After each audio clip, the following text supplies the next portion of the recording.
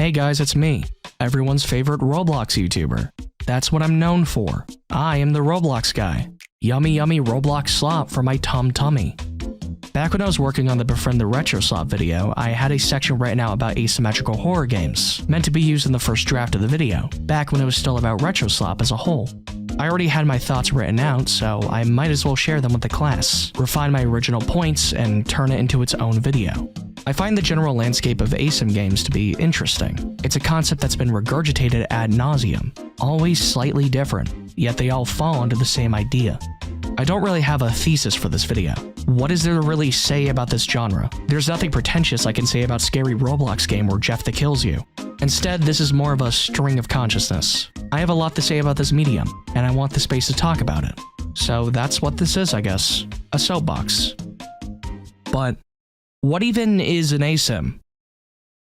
An asymmetrical horror game is a multiplayer experience that is different per player. A symmetrical horror game would be something like the Outlast Trials. Everyone plays under the same rulebook. In an Asym, one person is a monster or monster-adjacent creature, and a team of usually 4 people try to survive. One is the hunter, the rest are the prey. A la Dead by Daylight, Friday the 13th, Texas Chainsaw Massacre, Killer Clowns from Outer Space, that sort of thing. A Roblox Asym, by extension, is a game like Dead by Daylight or something similar on Roblox. The aspect that makes an asymmetrical horror game an Asym is if the monster is controlled by the player. If it's an AI, that's not an Asym. So a game like Dandy's World, despite falling under a similar category as everything else in this video, is not an Asym because the monsters are bots. Many of the popular games today on Roblox are Asyms because it's objectively an easy blueprint to get fame. Just copy the homework of what came before and you're all set. But what did come before?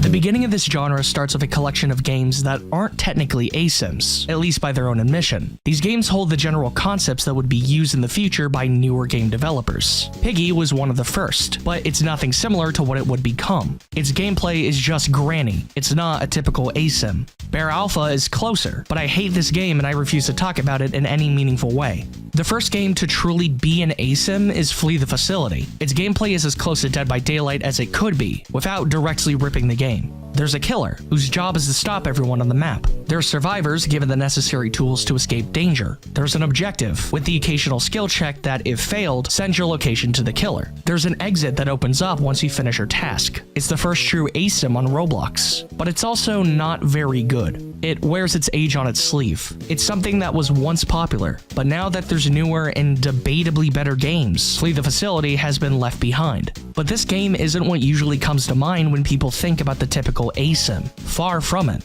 People usually think of a few specific games, all relatively new. And as we continue, you'll begin to see a pattern.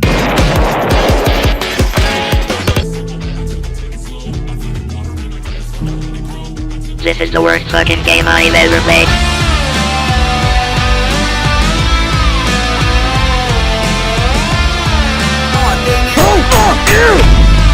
Forsaken is a blight on this platform, and serves as the cause of the current landscape of Asym games on Roblox. If something is synonymous with the term, it was more than likely inspired by this hog shit. I need to make it clear, I am heavily biased. I hate this game. This video is entirely my own opinion, but before we continue, I feel the need to reiterate that. My words are my own. My opinion is my own. And my own opinion is that I fucking despise this game.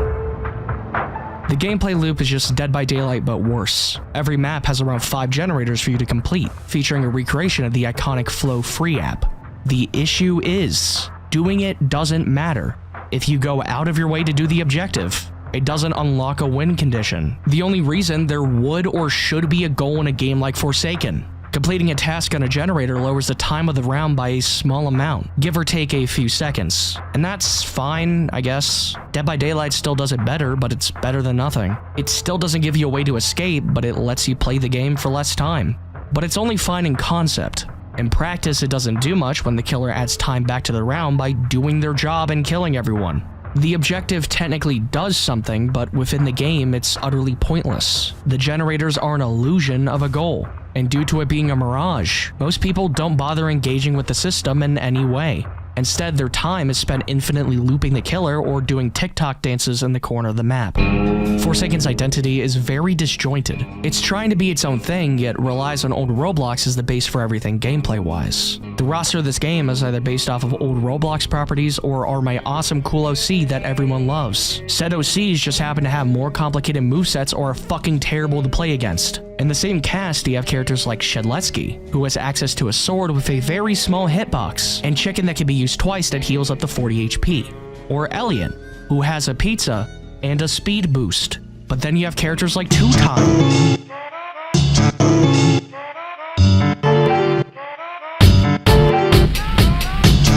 who has a dagger that can stun from behind, with a shorter cooldown than Shedletsky, and an extra 0.5 seconds of stun, a crouch that lets you become undetectable and turns you transparent for 10 seconds, which lets you use a dash with your dagger, and a second life that lets you set your spawn point at the beginning of the round. To make up for it, they're balanced by having only 80 health. But actually, who gives a fuck about balancing because you get 20 health back by hitting a backstab? Keep in mind, Elliot has the same amount of health and is actively a detriment to both the player and the team they are a part of. There is power creep in Forsaken. The designs of certain characters were changed in an attempt to make them more unique or scarier, but in practice look like they were drawn by a 12-year-old on Tumblr. These are supposed to be the same character.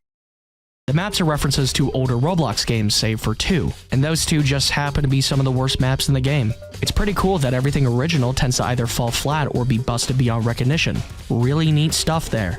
It's fine though, because you don't play Forsaken because you like the game. You don't play it because the gameplay is good. You play it because you have an unhealthy infatuation with real people. There's a cognitive dissonance the Forsaken community has when it comes to specific characters. Shedletsky is a character in the game, but he's based off of a real person. The Roblox user, John Shedletsky, has an avatar directly based off of himself. It's an avatar, sure, but it's still meant to be him. It's not an OC, it's a persona. It's the guy John Shedletsky in Roblox. But you know, don't tell that to the people drawing him as a 400-pound chicken. Don't ruin their fun. They aren't harming anyone after all. Forsaken is heavily monetized. During the Halloween event, there was a killer that would take you multiple weeks to unlock using the in-game currency. But if you were to spend real-world money to skip the grind, it would cost a minimum of 60 USD. I find that atrocious, especially when the killer was brought to the base shop less than a month later. The killer, mind you, being incredibly broken. Kirk genuinely Nosferatu is the first pay-to-win Asym killer. There is also an enormous amount of skins, most of which being references to pre-existing media. It's designed so if the player recognizes something they like, they will be more inclined to either continue playing or to spend money. They recognize their favorite character, and they want to show their appreciation for their special interest. There's nothing inherently wrong with cosmetics. You're allowed to make money off of your product. I just wish the customization wasn't lazy. I wish it was unique, instead of feeding into the pre-existent love of their players. Forsaken is one of the worst things I have ever played. I hate the gameplay. I hate the fandom. I hate the developers. I hate everything Forsaken stands for. Outcome memories would have been here, but I refuse to play it again. I was right, the game is dead and it's never coming back. I am never wrong about anything. What do you even say about Pillar Chase 2? I'm being serious. What do you say about this game? It was the blueprint for a majority of today's asymmetrical horror games, which isn't a good thing. If the base isn't good, what comes after won't be any better. Pillar Chase 2 is either absurd bullshit or abysmal dog shit with no in between. It's heavily killer-sided. The fun of the game comes from being a big strong monster that can do as it pleases, ripping people apart for its own enjoyment. But you could also be Valem. Don't be Valem. To be as blunt as possible, people like Pillar Chase 2 because they get to play as a character they like and have a power trip. That's it. There's no skill required. If you're playing one of the good killers, just spam abilities until you win. And if you play a character like Valem, you go to hell before you die. I don't think actual fans of the Survivor gameplay exist. I refuse to believe otherwise. The game makes you feel like a protagonist in a horror movie, but much like a typical slasher film, unless the plot demands it, you won't stand a chance. The only real way to survive a round is by sitting in the corner of a map and doing nothing. But even then, it probably won't work, because most of the killers have an indicator that lets them see you from across the map. And with the hitboxes pretty much being non-existent, if you get into a chase, don't bother trying to loop the killer. You will die no matter what. Survivors are given abilities you can buy, so there's technically something you can do even if you aren't the killer, but in practice it doesn't matter because the end is always the same. The game is simply not fun if you're not the broken character of the round.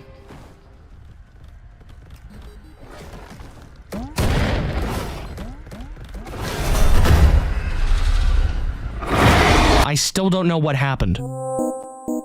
The models look nice. Objectively, the game has polish to it, but correct me if I'm wrong in believing that Pillar Chase 2 just looks like a shitty Unity project. I feel like I could find various Fusion Z Gamer uploads of this game made in 2018 connected to a dead GameJolt account. It has that specific vibe to it. Objectives exist as an avenue to give you coins so you can buy different killers, and that's it. Most of the tasks, mind you, featuring the unique gameplay feature of either clicking something or holding E for a few seconds. It's the most mind-numbing shit possible. The coins you get per task are pitiful. It's a manufactured grind made to unlock the only fun part of the game. I feel like people only like this game for one of two reasons. Either A, an appreciation for it being one of the first. It was the blueprint. Everything that came after can look to this as a source for why it exists. You do have to give it its flowers for doing something most people weren't. Or B, they have the funds to guarantee their spy is a killer. I mean, why else would they be redesigning 3 of the killers to avoid copyright? It surely has nothing to do with the constant stream of revenue they are receiving by making an unbalanced mess and 40 trillion skins of every recognizable entity and also queso. Doom by Fate. Doom by Fate. I have to be honest, man, I have no idea what the fuck this is. Before I played it, I didn't understand what it was supposed to be, and after playing it, I still don't understand what it's supposed to be. The gameplay is the idea of content. Things happen, but none of it feels real. It's the first dream-type game in the sense that both during and after a round, I don't understand what's going on. Doom by Fate's identity is directly tied to old Roblox, despite looking nothing like it, minus the characters and the fucking stud textures everywhere. But that's not it. It's also tied to the winner for the most milked IP in any game ever, Limbus Company. Another epidemic that can be traced back to the machinations of soul-driven love, I am a groomer that is still being paid by the dev team Forsaken, is the rampant references to Project Moon in every game they have ever made. I am a fan of Limbus Company, but personally I don't understand why it's referenced this much. Forsaken itself has multiple skins related to Limbus. There's an NPC in the lobby that's just Roland from Library of Ruina. It's led to people knowing about Project Moon, but only in relation to Forsaken, not as its own idea.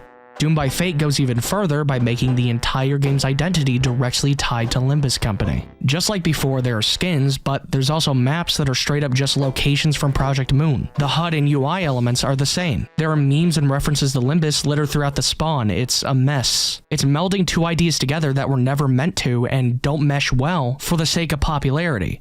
It's the POW world of Roblox. The game as a whole feels very rushed, which I don't understand how that could happen, considering it's a free game for child age 2 or some. The gameplay is the exact same as Forsaken, but faster, and with even less of a reason to do the objective. The game is supposed to be focused on directly fighting the killer, but because of the speed at play, the hitboxes feel non-existent. I've had moments where I've been out of a hitbox and still hit, or I blocked an attack only to still take damage. The speed makes it feel like there's more going on, but at the cost of functional gameplay. I do think the abilities survivors have are really cool. I like how everyone has their own place with subcategories in each spot. Bacon Hair is self-sufficient. He has a quick stun, a heal, and a recon tool. Jane Doe is a healer with a stun if needed. Soldier has an infinite block if you can hit it properly, and a shotgun. The Jester is a zoner that slows the killer with their traps. Despite the quality of the game, it's unique.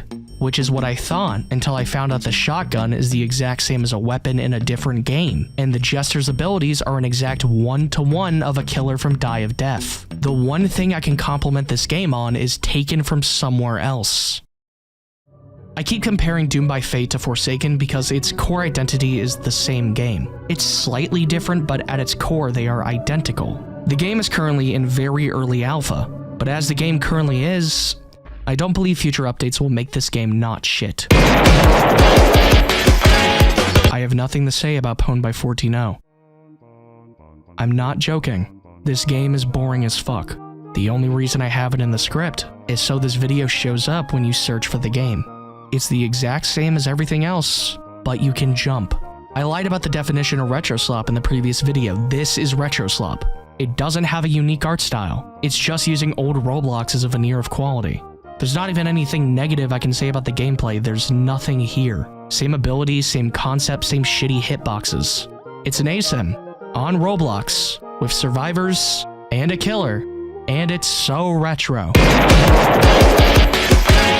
Break In and Steal Things is a game with all style and no gameplay. That doesn't mean its art direction is good, but it's better than most. It has a style and it sticks to it. The UI elements are reminiscent of old Roblox and function like they should. And personally, I adore that the game is in 4:3. I'm a sucker for aspect ratios. My issue with this game is that there is no game. Bias is centered around following a set of instructions to collect a random artifact on the map. Once the artifact is collected, the round shortens to 2 minutes and you win. Even if you lose, you win, because you still completed the objective. And that's it. You find the item, collect the item, and wait for the round to end. The issue is, this game isn't meant to be a stealth game where you successfully extract a national treasure. It's meant to be another asymmetrical horror game. So, there's a killer, but it doesn't play like an Asym, so it makes the killer feel like it's here out of obligation, not because it's a horror game. It makes its identity skewed. Also, I'm lying, the game doesn't stick to its style. It follows the tried and true. Add emotes referencing anything popular from the last 10 years, despite the fact the game is based on a version of Roblox in the early 2000s blueprint that everyone does for some reason. This game isn't the first to do it, but it's still a part of the problem.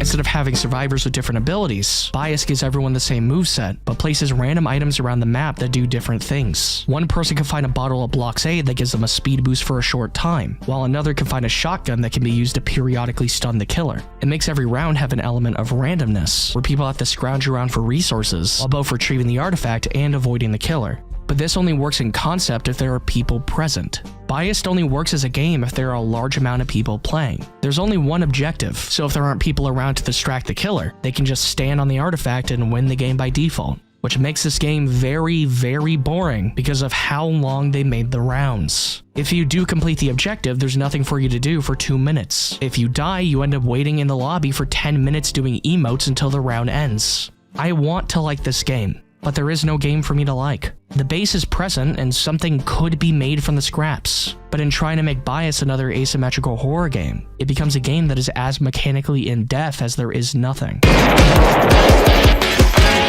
Die of Death is an odd one. The first time I played it, I didn't like it and thought it was rather awful. Currently, I don't believe that. The game is pretty alright, but only in comparison to everything else. As a base, it's rather dull. There's no objective. There's nothing for you to do to give you the idea of a goal. You run around, find the killer, run away or fight, then die or win. The end. There's nothing else to it. The thing that makes it unique is instead of pre-assigned abilities, the game has a random deck mechanic before every round that gives you 2 random abilities for that match. It makes the game function almost like a roguelike. You don't know how the abilities work until you pick out a kit, so you end up spending the first hour or so trying out new abilities until you find a few you prefer over the rest. And the next time you play, you can look for a specific build instead of randomly guessing. I think that's very unique. It's a wonderful addition to an otherwise boring gameplay loop. I don't believe Die of Death has an identity of its own. In comparison to Biased, if I showed you these 2 games side by side in the same aspect ratio, would you know that they are 2 different games by different people, or the same game at different points of development? They're both so retro. They are both asymmetrical horror games with big quotation marks around horror, the same gameplay loop, the exact same death screen. The only difference is one has an objective to complete and random items around the map, and the other is a roguelike with no purpose. When you take away the one unique thing they have, they are pretty much the same game. It's a burger with different condiments. No matter what you drench it in, it's still meat on a bun. This stretches across everything I've talked about so far, but you've already caught on to that by now. All of these games play the same, and I find that disappointing. I guess that comes with these games being Asyms, but they don't have to be, you know? You don't have to make the same game every time. But people do, and people will continue to, because no matter the quality, there will always be someone to gobble up the slop. Die of Death disappoints me, because it tries to be unique, but it doesn't commit to anything. It has elements of a roguelike, but it's still just another asymmetrical horror game. It falls under the retro aesthetic, but it feels like it's just slapped on, rather than it being an intentional design choice. This game could be good, but it's not, at least to me. I know people like this game. I know people like all of these games, but I'm someone who's critical about the media I consume. I can't blindly enjoy something when its insecurities are staring me red in the face. A lot of the time in the description, these games say they were not meant to be taken seriously, or were made as a joke. And that's fine. You can make something a joke, but you still made a game. You made a game that's available to the public, so it's allowed to be criticized. If a joke isn't funny, you don't laugh. Die of Death in specific was supposedly made for fun to mock the current asymmetrical scenario, but it does the exact shit it's supposedly making fun of. There's a map mocking Forsaken, but the two of them still function the same. You can't mock a system while acting as a part of the same system. At that point, it's just self-deprecation for the sake of it. Die of Death is the same as everything that came before it, just 10% more irony poisoned. This video is very negative. I don't want to be mean, but I have to. I don't like these games, but I wish I did. When I see these games, I see their flaws. I see a bare-bones mock-up designed for profit.